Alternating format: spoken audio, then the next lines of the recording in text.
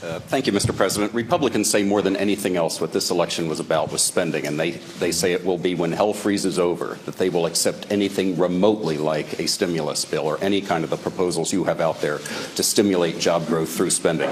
Do you accept the fact that any kind of spending to create jobs is dead at this point? And if so, what else can government do to create jobs, which is the #1 issue?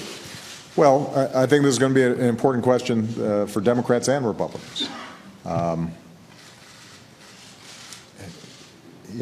I think the American people are absolutely concerned about spending and debt and deficits.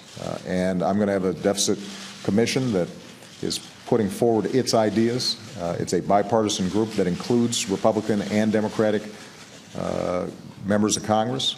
Hopefully, they were able to arrive at some consensus on some areas where we can eliminate programs that don't work, cut back on government spending that is inefficient, can streamline government, but isn't cutting into the core investments that are going to make sure that we are a competitive economy that is growing and providing opportunity for years to come.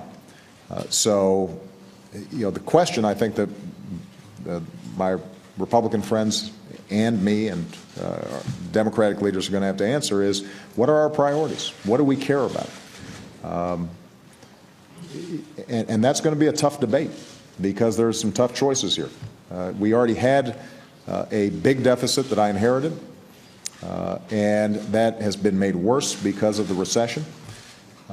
As we bring it down, I want to make sure that we're not cutting into education that is going to help define whether or not we can compete around the world. I don't think we should be cutting back on research and development because if we can develop new technologies in areas like clean energy, that could make all the difference in terms of job creation here at home.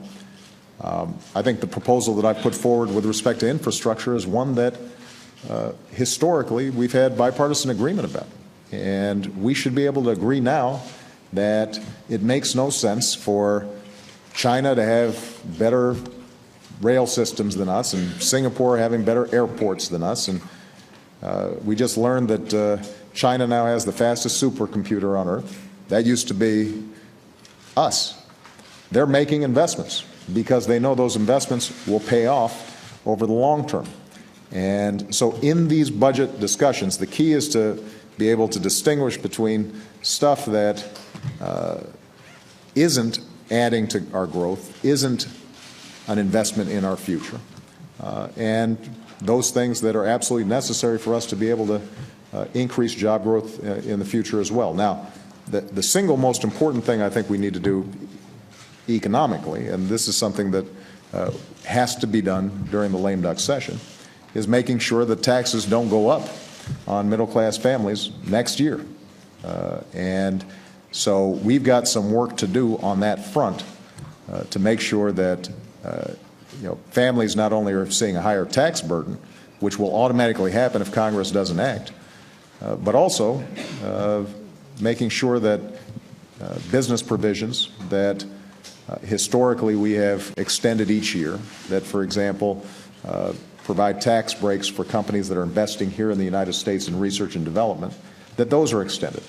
I think it makes sense for us to extend unemployment insurance because there's still a lot of folks out there hurting. So there's some things that we can do right now that will help sustain the recovery and advance it, even as we're also sitting down and figuring out, okay, over the next several years, what kinds of budget cuts can we make that are intelligent, that are smart, that won't be undermining our recovery, but in fact will be encouraging job growth.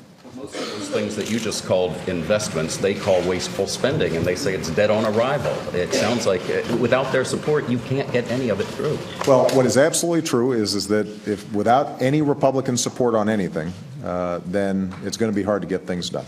But I'm not going to anticipate that they're not going to support anything. I think that part of the message sent to Republicans was we want to see stronger job growth in this country. And if there are good ideas about putting people to work that traditionally have garnered Republican support and that don't add to the deficit, then my hope is and expectation is that that's something they're willing to have a serious conversation about. When it comes to, for example, the proposal we put forward to accelerate depreciation for business, so that if they're building a plant or investing in new equipment next year, that they can take a complete write-off next year, get a huge tax break next year, and that would then encourage a lot of businesses to get off the sidelines.